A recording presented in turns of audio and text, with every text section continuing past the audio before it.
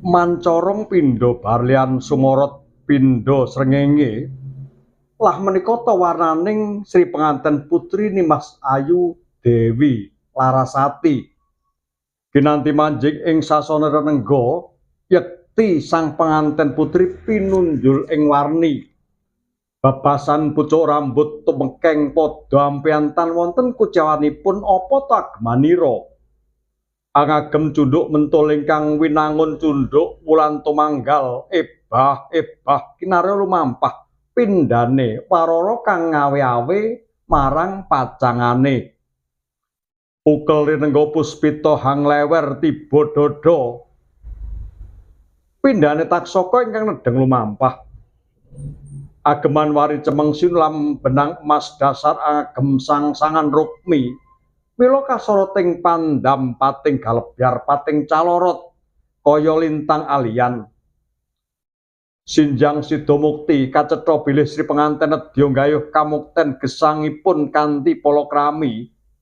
ngagem canela warni langking sinulam benang emas lumaksana lon-lonan yen cinandra tanpa beda prameswarinata nalika semana risang temanten putri slenggah anggara raras jururing manah hamung tansah ngrantu rawuhipun kang garwa kinasih gending lajeng kasiget utawi dipun suwuk sagung para tamu kakung putri ingkang winantuk ing kamulyan katingal mancorong tejane nenggih warnaning temanten kakung pun bagus Raden Harjuna kairing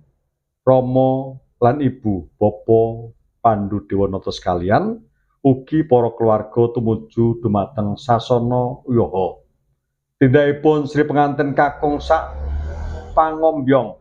kinurmatan ungeling ladrang wilujeng. Bagus warnane anom dasare tur sembada wiratama nenggih menika risang penganten kakung pun bagus Raden Harjuna.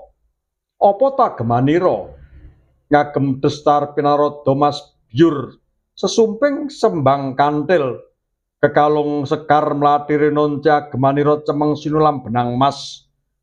paning secindhe epek baludru wangkingan warangka ladrang ukiran unggak semi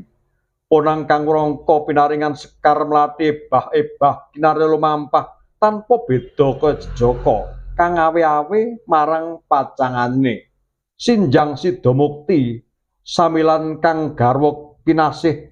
canela warni cemeng gameng bagus tanpa beda kaya nalendra gung ingkang nedya siniwaka nalika semana denya lumampah sampun dumugi wiwaraning pawiwahan